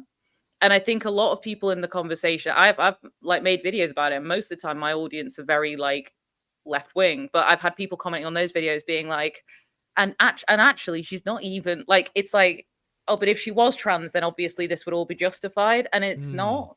And I'm very nervous about again this liberal thing that's happening of like trying to box off these issues as like, it's just in this circumstance. Look, we've actually defended women by saying that this one woman was cis. She did pass the gender test in our hearts, but if she had been trans, then obviously all of this would have been warranted. So I think that's just like a concerning thing that's kind of looming on me. The silly thing was, I actually would far prefer if we didn't do any tests on people to compete in the Olympics. I want to see like the absolute epitome of human fitness in everything. I think they should be allowed to take as many performance enhancing drugs as they want to. How good would that be? I want to see people like jacked to foot, like throwing cars and stuff. I don't know what sport that would be. I'm not big Olympics on sports. on steroids. They actually should. Do I like want a to see the separate peak. One, though. There should be a separate one where it's like no drugs, and then there should be take any drugs you want, and it will Yeah, be like just the go Avengers fighting crazy. each other. I want to like See, Greek I god would style watch that. because we're like, what's the thing? Oh, we've got you can't have trans women in sports because then they'll have a biological advantage. What sport? Is sports a taking part thing? Like, no, it's literally all about like tell basketball. What do you think's happening there? Well, actually, I'm going to compete in the swimming in LA. I'm just putting that out there because I've not been in the swimming baths for probably about 3 years, but I'm definitely going to go and compete because it's just the taking part, right? It's about taking part, and they'll make sure that everybody else in the competition has the same exact physical strength as you, because otherwise it wouldn't be fair. Yeah, And then everyone would be gets the attacking exact you. same. Everyone gets the exact same result. And you have to go the same no speed. winners or losers. This is Yes. communism. This is Again. sport communism. Wait a minute. I want to see people go crazy. It would be way more fun and way less transphobic. That's my solution. That's the silly one. maybe you can start a new sports event then that's all around that. Just doing loads of drugs. Yeah. Well, on that note, Anyway. we'll move on. So the DNC, I mean, they tried to say the right things. I mean, the Democrats even. I mean, they called for a ceasefire, a two-state solution. Now, look, if you ask me, given that Kamala Harris was the first to call for a ceasefire, I thought maybe she's like slightly, and I mean slightly, better on this issue than Joe Biden. Although, to be fair, it's not really hard to be better on Israel-Palestine than Joe Biden. Or anything. But the DNC ignoring Palestinian voices, I mean, that's disgraceful. She also, in her speech, attacked Iran because they're in conflict with Israel rather than trying to be like a diplomat. She sounds incredibly pro-war. Sneakret, I mean, did the DNC confirm that there will be no change on this if Kamala Harris were to win the election? It feels like an exact mirror of what we were seeing from Keir Starmer ahead of the election. It was just, there's no commitment. The thing of like talking down Iran and like saying to Iran, like, this is going to be a really bad move, and like demonstrate, it's so brazen now to have, like, Keir Starmer did it as well. He called Iran to be like, you need to show restraint in this situation. Like this whole idea of like, oh, all of a sudden we can tell people not to do crazy things in the Middle East. I didn't know we had that capacity. When did we start? Because it was a very delicate situation before. It was very complicated, I thought.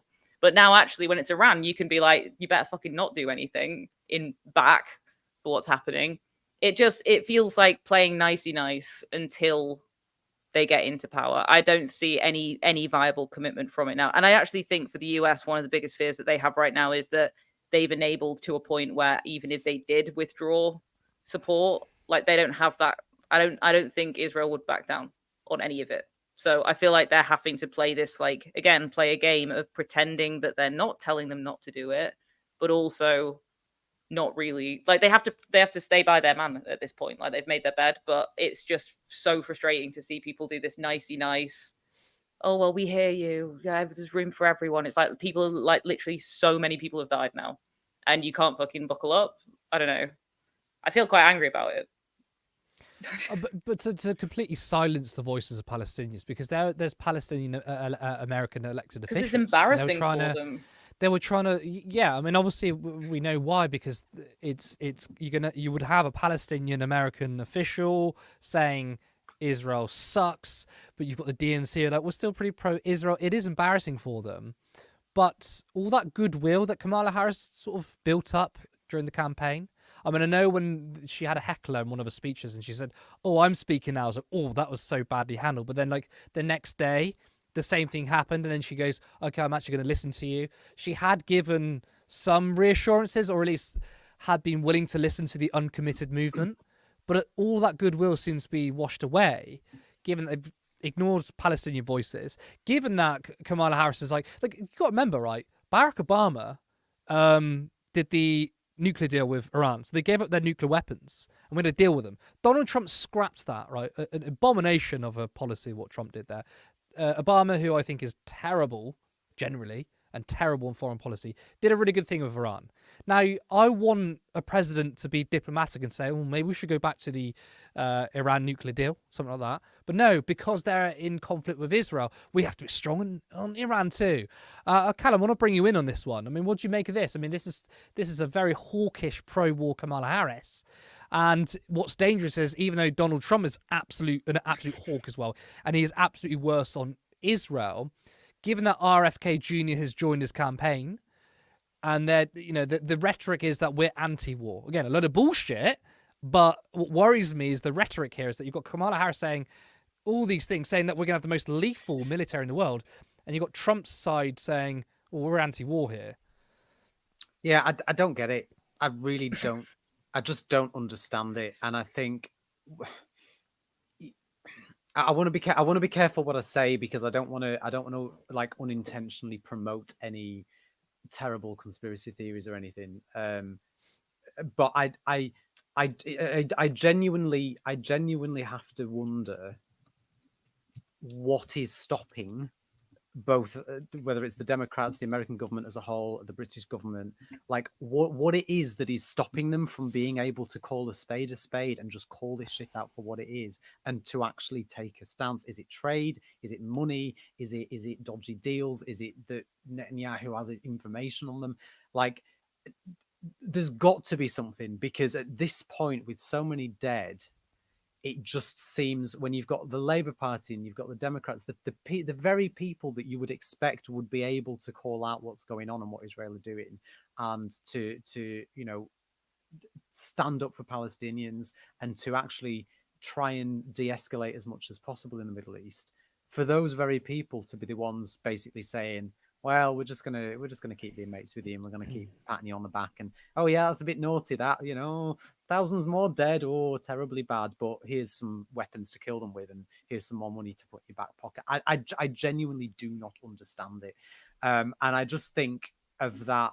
Was she a senator, congresswoman, who, those images of her with the sign when Netanyahu spoke in Congress? Is it Rashid Tlaib? Yes. Did I get her name wrong? Congresswoman. Yeah, with the sign that said war criminal, and I think on the other side said something like perpetrator of genocide or something along those lines. I've got it here, but have managed to have it taken away from me as I was looking at it because my screen switched off. Yeah, war criminal and guilty of genocide is what it said on the other side.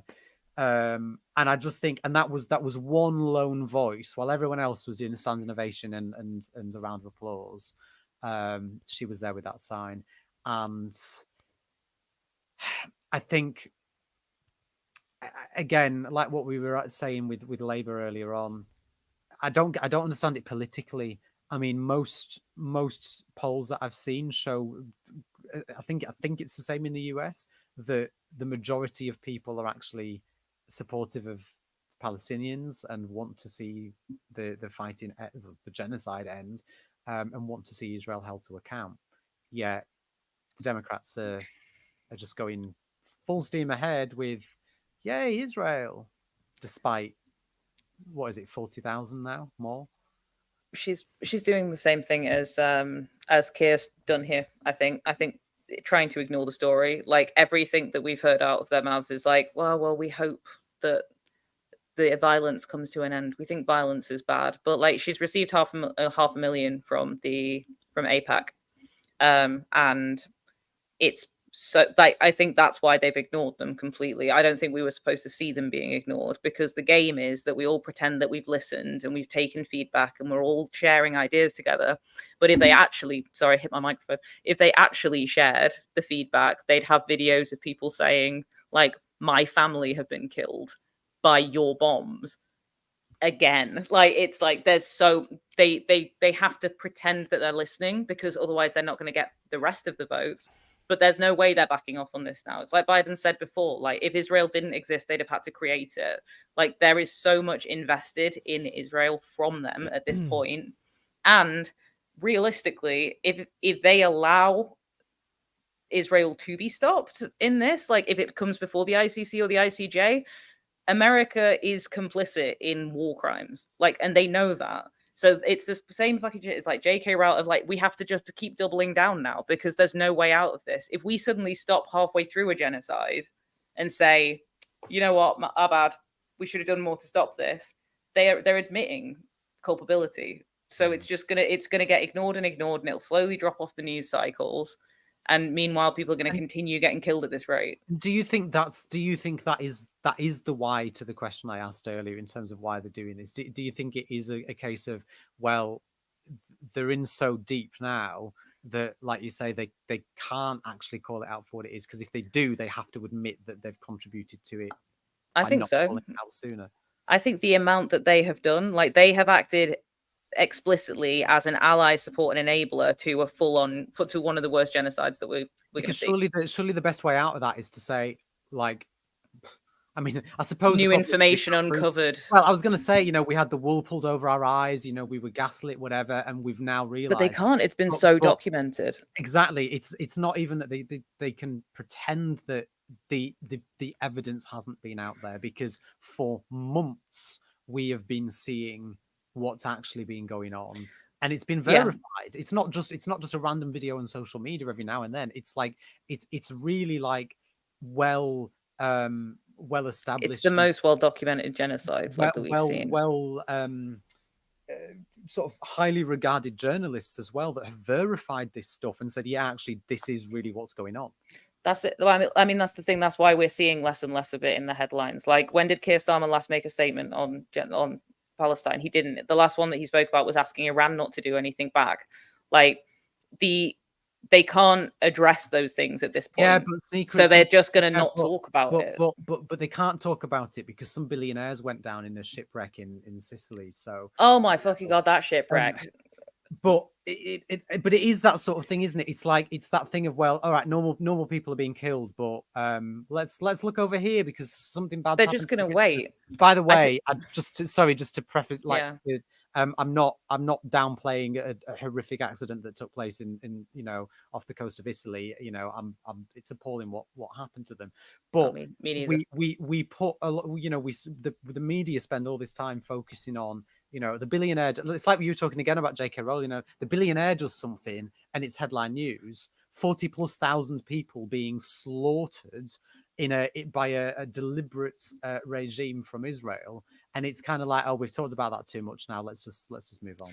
Can I say what I think they're going to do is what the US did with apartheid, and like what happened, like same as like many other genocides that have happened. Like, people seem to think that like it's not like every time that there's a genocide, it's like the only, like, we were all shocked and we couldn't see it coming and we didn't know what was going to happen. But there are always loads and loads of steps that lead up to it. And I feel like when, like, the US was not supportive of apartheid being like coming to an end in the beginning. Like, they wanted to keep it working because there were financial interests there. Over time, they started to offer like words of support, but they didn't actually put any sanctions on. They were just like, we hope that apartheid comes to an end, and then kept funding it and kept working with organizations that were benefiting off of it. And then now they take credit for having supported the fall of apartheid. And I feel like what we're seeing with all of these words, these pointless words from political leaders of like, well, we want the suffering to stop. It's cover for 20 years from now, when this is in like history books, to be able to say, God, yeah, it was terrible. It was awful. It's just putting the words out there with no action. They could take action. I mean, what would have to happen? What would have to happen for Kamala Harris and Democrats to change their tune on this? Like, how bad would it need to get? Like, what? There isn't. I don't think there isn't. But how bad? I wanted to pick up actually, Callum, on something you said earlier, which is that, I mean, does Netanyahu have something on the US, or what's this financial? They have everything they've done in Israel. Well, I mean, I suppose, but Callum, you're kind of saying like, why is America still supporting Israel? Is there something behind this? Is there a financial reason? And the reason why is the same reason as to why Israel was created in the first place. It's an imperialist project, right? Mm-hmm. America and the UK wants to have Israel in the Middle East, so we have influence on what happens there, whether it's trade, whether it's just pure imperialism. It's a material reason, but also it's an ideological one. Right, our politicians learn from older politicians. Those who get elected into the current system. There are obviously outliers who want to try and change the system, but a lot of them are molded to the current system. And this current system has existed for hundreds of years in the context of America. And that system is of imperialism. So that's exactly why America will back Israel to the hilt, is because America believes in the Zionist project. They want to have Western allies in the region. That's essentially what it is. And they're putting imperialism and they're putting financial obligations over human life in Palestine, and that's what it is. And it kind of answers your sort of second question, which is, well, what will it take for Kamala Harris or the Democrats or whoever to change course? They can't. They cannot change. There isn't one particular thing. I mean, look, we said, 1,000 people have been killed from Israel, and 50% of them were children. Did that stop the West? No, it didn't. 10,000 people were killed. Did that stop the West? No, it didn't. 40,000 people have now been killed, and that's a conservative estimate, where 50% of them are probably children, where babies are getting blown up, right? Where the hostages are being killed by Israeli strikes, isn't enough. And there will never be a number that's essentially, this is the threshold now. I guess that genocide is too much. It will never end. The only way it ends is the way how apartheid in South Africa ended, which is people power and pressure. It comes from the bottom. And this one is, this is going to be a long journey. This isn't going to end in the next few months. It might not end in the next few years, because we have the most powerful country in the world, America, invested in a political project, which is Zionism, which is imperialism. And it just so happens that our ally is the beholder of that Zionist project, and America doesn't want to let that go. It doesn't matter if 50% of the Palestinian population is wiped out. And do you think it's easy to ignore because it's one state? Well, I know that not everyone recognizes Palestine as a state, but do you think it's easy to make excuses because it's Israel against Palestine? Whereas if Israel were doing this to their own people in their own country, were actively, killing people on the street next to them, then that's harder to justify than saying, oh, well, actually, we're defending ourselves against the enemy that's over that way. I mean, that's a good question. I mean, I could totally see that being ignored, and I could see the media trying to cover it up. Because I mean, often historically, when genocides have taken place, very often, but not always, they've happened within their own area. So, I mean, if we look at the ongoing genocide of the Uyghur population in China, for example, it's people within China, and it's the Chinese government that are doing it. I mean, obviously, the famous one that we're never allowed to talk about, even though the comparisons are there, is the Holocaust and what happened in Germany. But again, that was the German government against German citizens. I mean, whereas for me, it all depends. This can be sort of be brushed off as a war because it's that's what I mean. It all depends on our allies, doesn't it? Because obviously, for the Uyghur genocide, the West can talk about it because China isn't our ally, and I'm glad. I mean, the media doesn't cover it that much, but I'm glad the West is against that. But that's because they're not our ally. If Israel were to commit war crimes against its own people, I don't think America or the West would be condemning it. I mean, I know it's on a far smaller scale, but we're seeing Jewish people and Israelis taking to the streets and protesting against the genocide. And Israel and the state are responding by violence, by attacking these people. And yet you hadn't heard a single word from Joe Biden, Kamala Harris, Keir Starmer, or anyone else saying, well, we condemn Israel attacking their own population because it's our ally. And obviously you've got people online saying, well, they're the wrong type of Jew. Essentially, it doesn't matter. No matter what Israel does, whether it's to Palestine, whether it's to Iran, or whether it's to their own people, we won't call it out because they're our ally and because the West believes in the Zionist project. That's essentially what it is. If Russia does something bad, we rightly condemn strict their sanctions, genocide. of course. We sanction them. But if it's Israel, we continue to sell arms to them. So if there was another country that was our ally and started doing some terrible things, it would take us a very, very, very long time to condemn it, or never. Because it matters who our friends are. That's it. That's why you see the clear, blatant double standard with our government, our media, and liberals when it comes to Russia, Ukraine, and Israel, Palestine. Liberals are saying this, partially good things on rhetoric about Russia, Ukraine. Okay, then, well, if you support Ukraine against an imperial power of Russia, then surely you support Palestine against an imperial power of Israel. And then suddenly, the script changes. Well, I think the stressful thing at this point is that the only thing that will stop is when Israel decides to stop it. They decide to stop, and there may potentially be an out for the US and the UK in our complicity by saying this was just the actions of Israel. We had no idea how bad it was, but it's pretty obvious that we know how bad it is. It's hard to deny it in a world that's massively taken over by social media, where people are. This is the first genocide of its kind to literally be live streamed as it's taking place. Yeah. But it's blatant that I think the mask is slipping so hard on the West, especially for a lot of younger people, especially for a lot of people who were maybe less political before. It's what's really disgusting at this point is the way that everyone's agreed to just not talk about it anymore now. And that's what we're seeing. That's what we're seeing in media coverage. You can look at BBC coverage is dropping. There are very few outlets are still actually discussing it in the context of what people are actually saying. When we're in the condemn phase, October to November, every single news outlet was talking about it 24/7.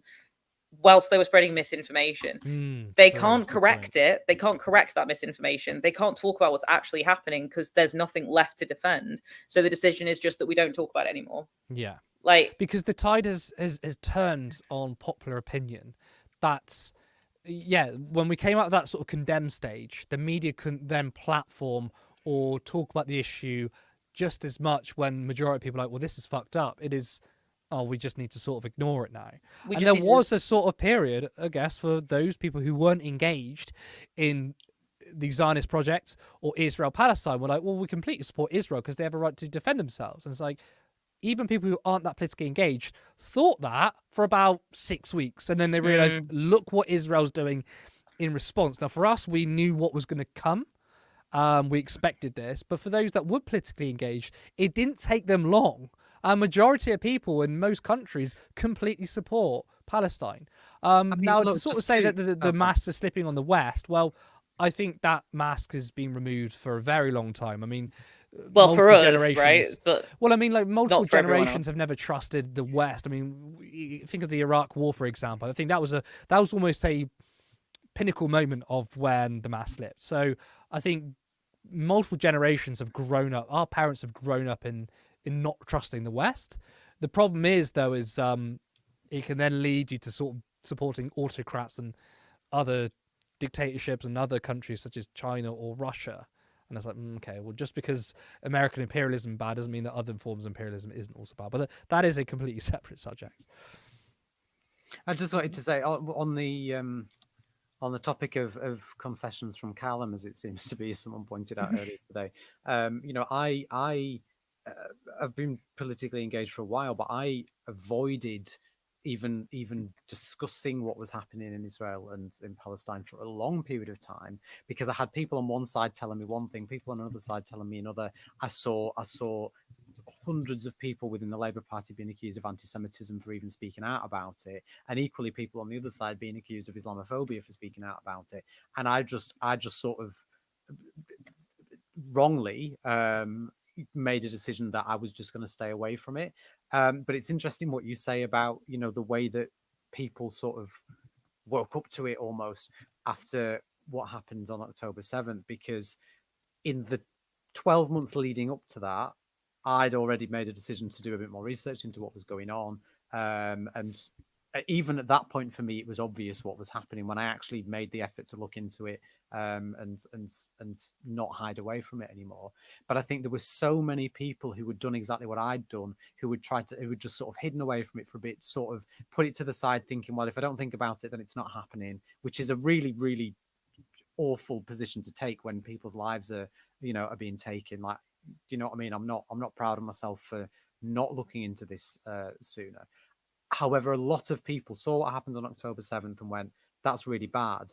and then watched Israel's response to that in the weeks and the months that followed. And very quickly, I think it became obvious to pretty much anybody and everybody what the past 75 years had been about, because it was like, well, hang on a second, actually, yeah, what happened then was terrible. It was an appalling atrocity. It should be condemned. But what's happened since has just been so out of proportion in any form of self-defense, or even in normal warfare, right? When you've got two states going at each other, a response of getting on for 12 months now to the level that we've seen from Israel, to an individual attack that happened at the beginning of October last year. Like, we wouldn't see a response like this in any other war, in any other form of self-defense anywhere else in the world. Yet we're supposed to just believe that still, the people that are killed today on the 25th of August, it's because those pesky Palestinians and they're not even trying anymore. Did something in October. It's like, really? Yeah. To circle it back to Kamala Harris then, because it's really interesting sort of where we led down with this, but to circle it back, I mean, Callum, do you think that there could be a difference? Do you think that Kamala Harris is maybe willing to push a bit further on Israel? Or would you say you agree with me that, especially after the DNC, there is going to be zero difference whatsoever? I think the jury's out. And one of the reasons I say that is because the Democrats need to win the next election. I don't think they're going to, but... You don't think they're going to win the election? I still think Trump could get it. I really do, and I don't want to be blasé about it, given what happened last time. And I think we really need to look. I will breathe a sigh of relief if Kamala Harris becomes the next sure. I nearly said Prime Minister, the next President of the United States. And you know what? It's for many reasons it will be a brilliant thing historically as well. She'll be the first woman, she'll be the first woman of color. And it will mean that we don't have to endure, at least for now, another term of Donald Trump. That said, I do believe that Trump could still win this election, and the way that the Republicans and the Trump campaign have essentially been telling people not even to bother voting because we don't need the votes, scares me and makes me question what other cards they're planning on playing. And again, I don't want to get down rabbit holes and into a load of nonsense, but I think I don't think this election is going to be played fairly at all. And I think that the Democrats need to be very careful in how they fight this election. That said, some people made the same argument about the Labour Party in the UK, expecting Keir Starmer to suddenly come out and be the pro-Palestinian socialist that he is, that he clearly isn't. So let's see. But I do think that the election is playing a part. And I think actually, if this was happening 4 years ago, I think we may have seen a different response from the Democrats than what we're seeing now.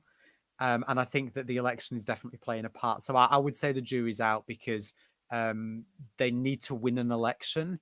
And while with voters being pro-Palestine and actually calling out genocide might be the right thing to do, in order to get the media on side, in order to get the backing of the people that you need to back you if you want to an election on side, then you need to be supporting Israel. And I think it's exactly what we saw happen in July with the Labour Party. And I think the Democrats are trying to play it safe. I mean, some people have tried to defend Kamala Harris, and it was an argument I sort of bought for a while, which is, she can't say too much because she's still the vice president and Joe Biden is still the president. It's when people attack her and say, well, why can't you get this thing done or that thing done? Remember, she's not president. She's the vice president, and she kind of has to maybe toe the line with what Joe Biden was saying. I kind of bought that for a while, but really the DNC, especially the last day, has completely made me change my view, because it wasn't just like we're going to try and coast through it. It was really hardline, I felt. And again, ignoring Palestinian voices, attacking Iran, saying that we're going to have the biggest, most lethal military in the world. It signaled to me that they weren't coasting it and just trying to sort of like, I don't know, skirt around it kind of skirt thing. around and walk this complex tightrope because Biden is still technically the president. No, it looked like it was fully leaning into being pro-war and being a hawk. So I mean, I expect Kamala Harris to win. I'm confident in that. But I think there is going to be zero difference when it comes to Israel Palestine. We could potentially see the Netanyahu is forced to step down, because I mean he may be himself personally sort of being out of favor with a lot of Western leaders. I mean, we know that David Lammy and Keir Starmer is said they would back the ICC if they were to issue an arrest warrant for Netanyahu, and that caused Netanyahu to literally ignore David Lammy. But if you replace Netanyahu, you're just gonna replace it's going to, well, but that's what they've already decided is the line, isn't it? The discussion is now, the whole acceptable line that we now have is basically going back to what we had pre-2008 in Palestine, of like, we actually want a two-state solution, and the PLO or another kind of moderate AKA group that we can keep control of will be in charge, and everybody's just going to have to move on from the fact that we did a whole genocide on you. And like we already know what the line is because we saw it in July. Like, we're going to see the exact same thing in the US. Like, it's not going to, they can't back out on it now. Like, from their perspective, they have to come down hard on people if they protest or disagree, because it's too obvious how fucked it is. That's just like the naked face of it. Sorry. No, I just want to comment on David Lammy just quickly as well. Samuel Wilkins mentioned it earlier. Didn't David Lammy say he was going to release information on what was happening? I've not heard about this. So. This was in regards to the legal advice. So David Lammy had said before the election he was putting pressure on the government, saying the government must publish the legal advice that they've received on whether war crimes have been committed by Israel. And David Lammy was adamant the government must do this. They have to do this. It's a moral imperative to do it. Well, he's been foreign secretary now for what, seven weeks? Where's that legal advice? They've not published it.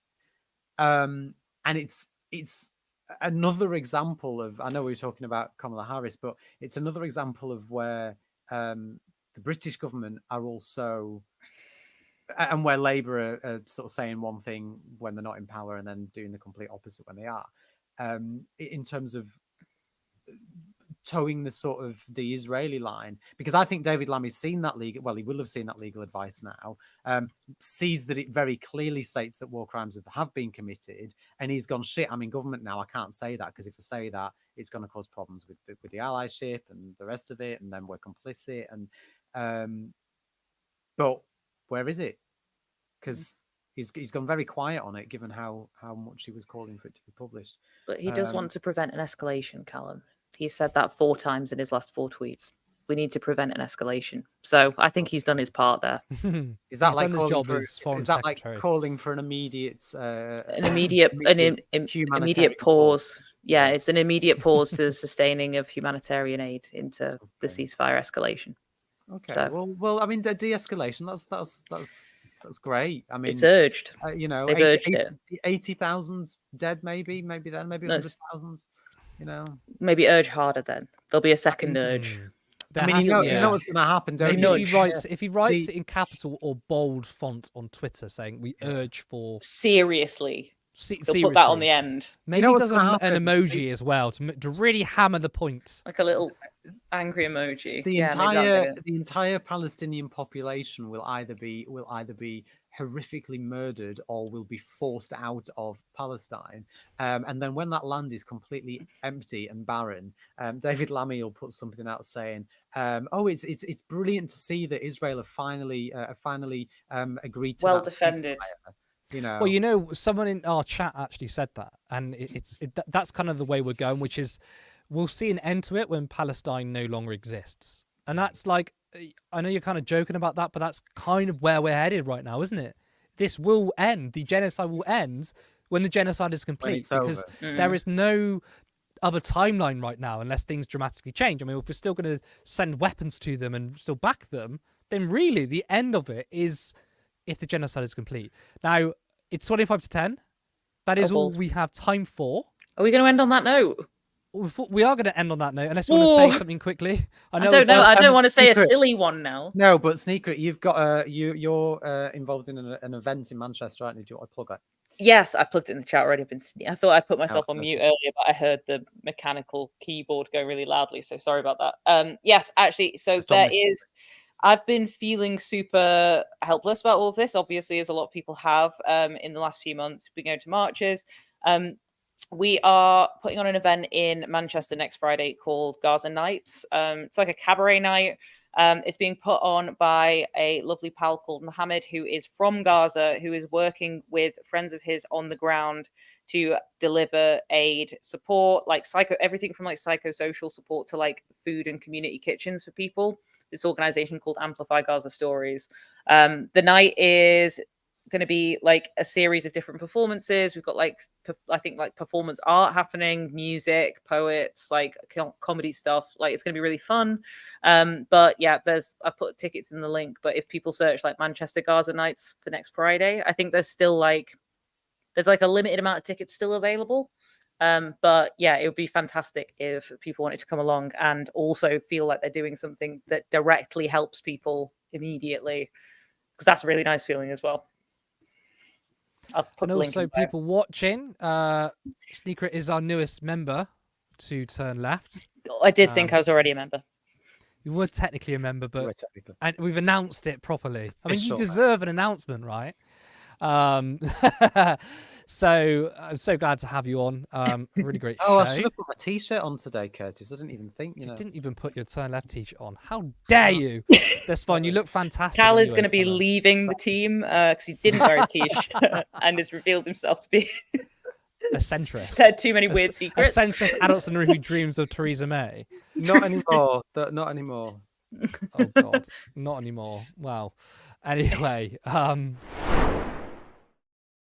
thank you for tuning in. I mean, that was our first debrief panel show for a while. But if you like our work and you want us to become full-time, all of us, then you can support us on Patreon for £3 or £5 per month, or any one-off donation at patreon.com/turnleftmedia. Help us grow a socialist independent media organisation.